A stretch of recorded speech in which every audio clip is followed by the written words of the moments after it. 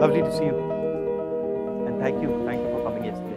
No, don't, because I felt that it's my duty as an Indian to voice my anguish, my apprehension at what's happening.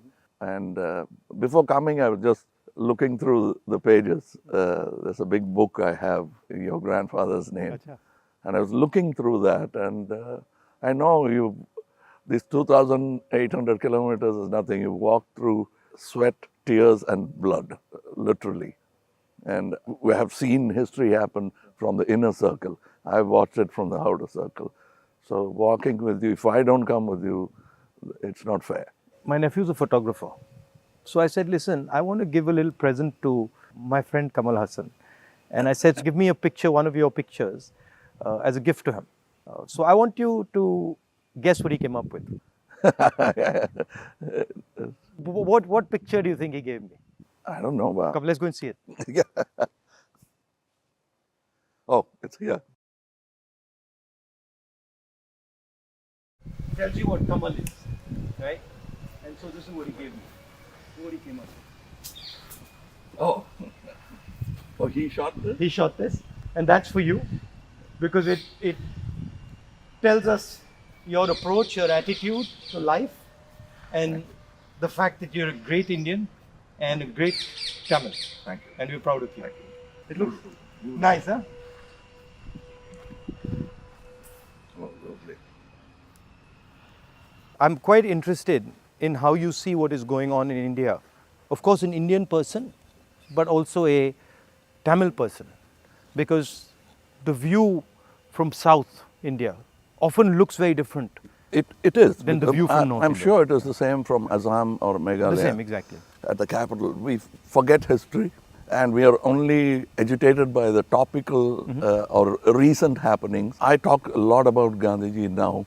It is not right from the beginning. My father was a congressman, but my environment made me a bitter critic of Gandhiji when I was in my teens. My father did not say, he said, just read history. I think you're talking from today. Yeah, but today matters, is my question. He's a lawyer, and he didn't argue with me on this case. Around 24, 25, I discovered Gandhiji on my own. And over the years, exponentially, I've become a fan. And that's me, to explain myself. To actually correct yourself and say sorry, that's why I made Hey Ram, Right. a film where I played a parallel assassin, Wow. wanting to kill Gandhiji. And as he goes nearer to the person and the truth, he changes. Yeah. But it's too late. Somebody else does the job that he wanted to do, but he had changed his mind. That's the story of Hey Ram. So you came up with the idea? Yes, that is my way of saying sorry to my Bapu. Excellent. That's quite a sort of sophisticated, intelligent way of looking at the problem. Yeah, because I have to take the onus of all the crimes, including what happened in your family. We let it happen. But I think inside what you're saying is hatred is actually blindness and misunderstanding. Yes, and the worst form of criticism is an assassination. I think that's very cheap. And It's a coward. A coward does that only, because he has no other way to fight. But that cannot be the answer. So what's your view then of the violence and the hatred that is being spread in the country? I mean, I view it as a consequence of the fear that is being spread in the country. No, this is actually a synthetic, reproduced, Manufactured thing. I don't think so, because go into Kerala, more than Tamil Nadu, you will find amity prevails. Unless you doctor it. You can do it from either side. I think there are more sides to it than just Hindu and Muslim. We have to look at all that and understand that this country will flourish only with this plurality. As a person who loves Tamil Nadu, loves the Tamil people, whenever I go there, I try to understand slightly better, what exactly is the Tamil idea, right? And so as somebody who, is looking at it from far, what does it mean to be Tamil? I know that the Tamil language is very important, but what does it actually mean? It means the same as wanting to be a Maharashtrian or Telugu or a Malayali. We all have a pride, but I must say something about Tamil Nadu. They always feel that it's an island with parochial mindset and language chauvinism.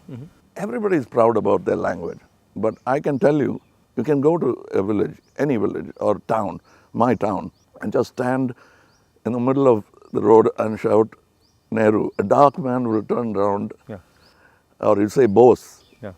Somebody will turn around and he doesn't look anything like Nehru ji or Bose ji. And they'll turn, you'll find Gandhi, many Gandhis. That is the mindset. And at a particular point, they felt there was apathy from the center. That happens every time. It will happen with every government. They are now unhappy with what is happening now. But that's not permanent if you could approach it like you're doing it now. The reason why I want to celebrate your walk is reaching out to the people and lending the ear instead of standing on a podium and lecturing. That's commendable from your side. But my experience when I go to Tamil Nadu, right, is that they express themselves in a very passionate, it's different expression. So if you go to Maharashtra, people show affection, but the way the Tamils show affection is something completely different. I get that feeling when I go there, and I always wonder, what is that exactly? How does it, why such strong affection or strong expression or so passionate? It's part of the culture. It's a very old culture, and they've seen wars, they've seen battles, they've learned a lot from Jainism, Buddhism. It's a mixture of everything. That kind of affection was enjoyed by Kamaraj, MGR, all those leaders. They are moved to tears, laughter, screaming when they see the man of the... I think around the country it's like that, with variations. And also the Tamil language is very important to them. Yes, I think even non-religious, godless people celebrate Tamil and worship Tamil. So you said you've got, you're doing this fashion business, and so you know a lot about what is going on in the rest of the world. How do you see the United States, China, these countries? Where do you see India's place in all this? Nowhere less than them, but we should walk the talk. Like you're doing, every Indian must walk the talk. I want to be, or simply resigning yourself to calling it a third world country. You can't do that anymore. That's blasphemy. And you said in our earlier discussion that production has a lot to do with it. The ability to produce something and sell it outside India, not just in India. We can't have a toddy mindset because you can't bottle it. It has to be had then and there. We are in G20 not because of one government, successive governments. And whatever good they could do, that has accumulated and come to this day. So we are aware of that. And you were talking about China. I want you to say more. The security of the country, both internal and external. Your opinion on it. I was speaking to some ex-servicemen the other day, and I was mentioning to them that security today in the 21st century, it's not good enough just to say, okay, what do our borders look like, right? Because security today has become a holistic thing. You don't necessarily get attacked from the borders. You can get attacked from inside. You can get attacked by cyber weapons. You can get attacked by, use of your media. So in the 21st century, one has to have a global view about security. And that's where I think our government has completely gone and miscalculated. We constantly hear about what is going on the border. And the fact of the matter is that China has taken 2,000 kilometers of our territory, square kilometers. And frankly, we haven't said anything. The Prime Minister hasn't said anything. The military has clearly said that they're sitting in our territory, but the Prime Minister said nobody has come. This sends a very clear message to China. And the message is, we can do whatever we want, and India will not respond, right? And in fact, in some of the conversations that they are having with our military, they're actually making the statement that, look, your Prime Minister himself has said we are not in your territory. So what is the conversation about? So that's one aspect of it. Yeah, to them it will look like we are whistling in the dark to allay fear. Yeah. No, and Looking somewhere no, else. imagine if you're the leader, right? And your forces and my forces are negotiating, and your forces are coming and saying you're in my territory, and then I say no, but your leader has said we're not. So it destroys the entire negotiation position of Yes, India. yes. Right? So that's one aspect of it. The second aspect of it is how conflict has been transformed. And conflict has been transformed because earlier you fought on a border, now you fight everywhere. Right? So you fight by shutting down power stations, you can fight by attacking the railway system, you can fight by militarily attacking, you can And fight. the oldest trick is to Yeah. contaminate border. Yeah, so you can do that. So the single most important thing in the 21st century is that a country has internal cohesion, that there's harmony in the country, that people are not fighting, that there's peace in the country, and the country has a vision. The point is not going to war, right? The point is being in a position where you cannot be attacked. And there's a link between a weak economy, a confused nation without vision, hatred and anger, and the Chinese sitting in our territory. Because they know that we are dealing with internal matters, internal confusion, an internal lack of harmony, and so they can just go in and do whatever they want. So that's one element of the problem. The other huge element of the problem is what has happened in Ukraine, right? And essentially what the Russians have done in Ukraine is they've said, look, we will not accept that the Ukrainians have a strong relationship with the West. And they've basically told the Ukrainians, if you have a strong relationship with the West, we will alter your geography. And that is the exact same principle that can be applied in India. What the Chinese are saying to us is, be careful with what you're doing, because we will alter your geography. We will enter Ladakh, we will enter Arunachal, and what I can see is them building a platform for that type of an approach. So as an Indian person, I don't want to be somebody who's warmongering, but I'd like our country to be aware that there are real problems on the border, and those problems on the border are connected to what is going on inside our country. When Indian fights Indian, when the economy doesn't work, when there's joblessness, our external opponents can take advantage of that situation. Yeah, so because that's broadly it's an opportune moment Yeah. of distracted. Yeah. So one of the things that we've constantly telling our government is talk about it. If you don't want to talk through the media, at least talk to the opposition. We understand these things. We might be able to help you, advise you, bounce ideas off us, but they just don't listen. So it's the approach that we understand everything. The other aspect of it, which you touched on, is that frankly there's no one who can compete with China. I do not believe that on production, on as far as the economics is concerned, I do not believe that the West can take on the Chinese. I believe that India can take on the Chinese. We have the population. We have the population, we have the people. What do you need to take on the Chinese? You need a young population, you need large numbers of people, you need a large educated base. Compared to China, our population is younger. Exactly, right? And if you see the West, right, and this might be a bit controversial, but they've got too much, they're flabby. They're living in opulence. They live on, they and live. they are outsourced.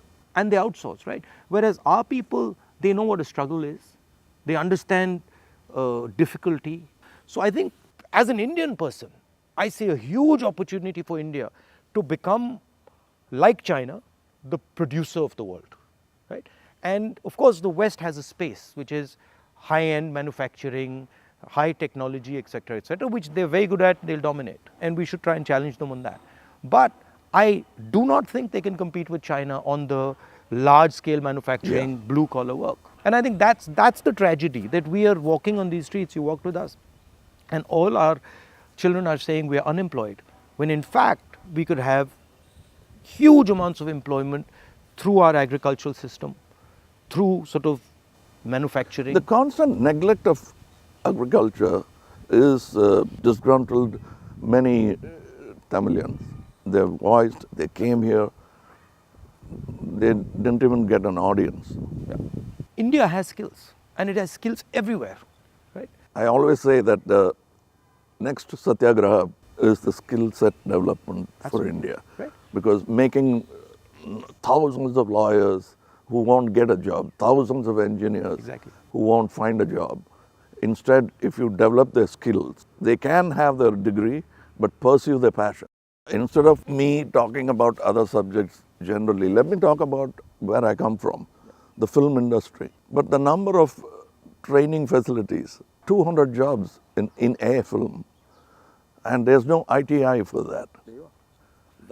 So what it is, right, is actually a disrespect of skills. You will not respect the person's skill and then say, okay, as the nation, how do we empower this person's skills?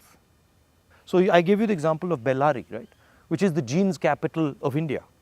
Now Bellary should be exporting jeans to the rest of the world, should be exporting different types of jeans, should be innovating on jeans. Right? Bellary has been shut down because of demonetization and wrongly applied GST. And you've literally taken a hub which could challenge the Chinese across the world in making jeans, and you've destroyed it. It used to have 4.5 lakh people working there, it now has 50,000. Like something like what you're doing with Khadi, right?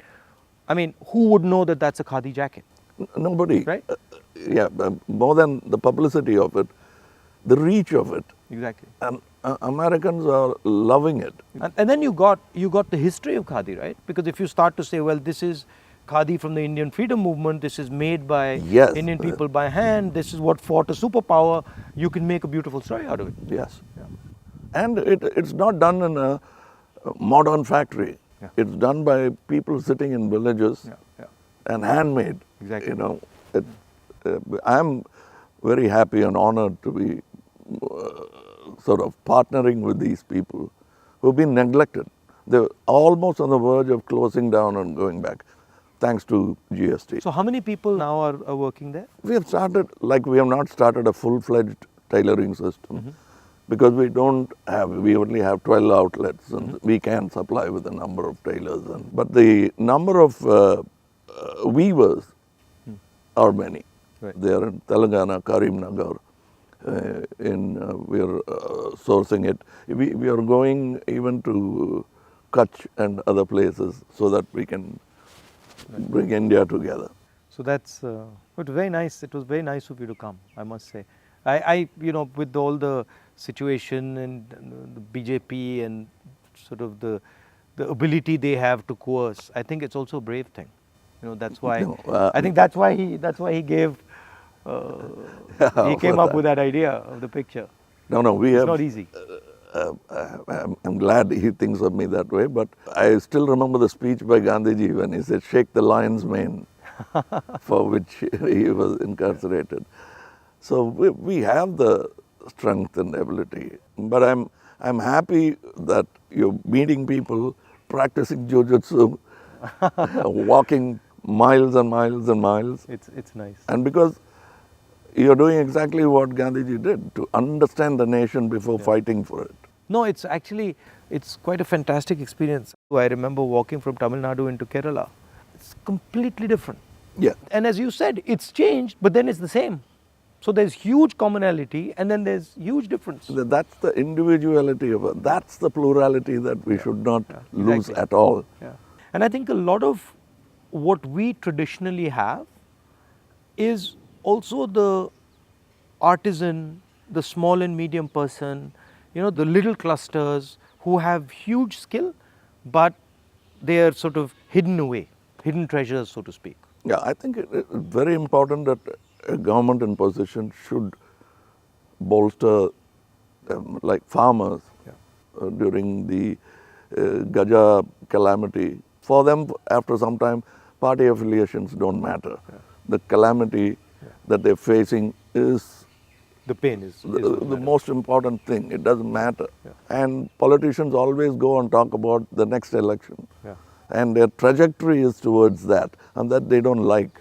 They can't tend to take their eyes off it, politicians. I find that. And I get criticized a lot, sometimes, where they're like, oh, he's not election centric. I mean, I think of course, one has to fight elections, one has to be in politics, one has to take them seriously. But there's also another role of people. There's a role of bringing people together, of listening, of being affectionate. You know, that role, I think, is a very important role. What we have done through our party is that simply sort of wipe the dust away from the Gram Sabhas and brought it back into, now it's happening because we are attending and now we want to take it into the towns. I think people should participate in politics, not necessarily electoral politics only.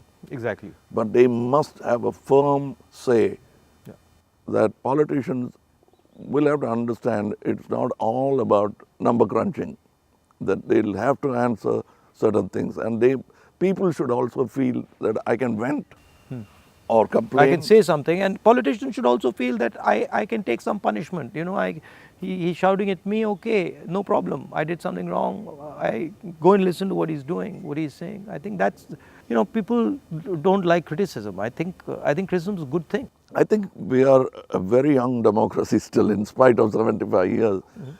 The reminiscence of the monarchy is still in our mind. No, that's a profound thing you've said. It's true. It's still, they want loyalty. And politicians who are in power want to somewhere behave like a king. Because it's not too far behind in history that we had princely states. 70 years, yeah. But I think if you look, a lot of sort of our chief ministers and leaders, the approach is that of a king. You know, you're like unilateral decisions. I will do whatever I want, not taking into account what people feel, not listening. I think there's quite a lot of that. Yeah, and they are offended when you call them a civil servant. Yeah. I'm not a civil servant. Yeah. I'm in position, I'm in power. But that's what we are, ultimately. It should be a position of honor rather than position to usurp. Yeah. The trustee idea of Mahatma Gandhi. Over the time, I'm looking for people who are at least a semblance of that in them, because it's unique. He's a tall international figure. Yeah. And that we realize when he's not there. Well, anyway, I won't keep you. No, I'm keeping you. It's lovely to see you. And whenever you're in Delhi, you know, next time, maybe we go and have a meal or something. Yeah, sure. I'd love to do that. And I'd like you to look into our thing I've sent. I will. I'll give you my your measurements. I will 100%. We'd like to dress you up. Okay, I'll do that. Thank you.